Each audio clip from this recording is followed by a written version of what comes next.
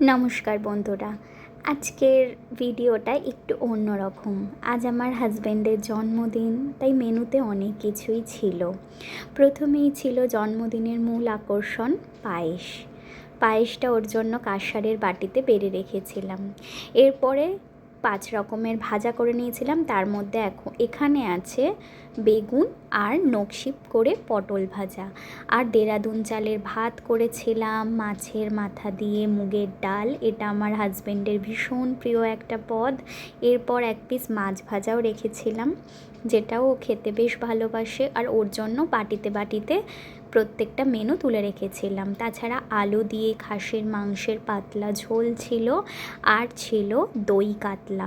এই সব পদগুলোই আমার হাজব্যান্ডের খুব পছন্দের, তাই ওর জন্য রান্না করেছিলাম অনেক ভালোবেসে। আপনারা সকলে ওকে ভালোবাসা দেবেন জন্মদিনের, এবং অনেক অনেক আশীর্বাদ করবেন, যাতে জীবনের প্রত্যেকটা পদক্ষেপে ও আরও সুন্দরভাবে এগিয়ে যেতে পারে। এই যে আমার তরফ থেকে ওর জন্য একটা ছোট্ট প্ল্যাটারও রেডি করে নিয়েছিলাম, কেক, মিষ্টি, আর মিষ্টি দইও ছিল সাথে। কেমন লাগলো আজকের ব্লগটা অবশ্যই আমায় কমেন্ট করে জানাবেন।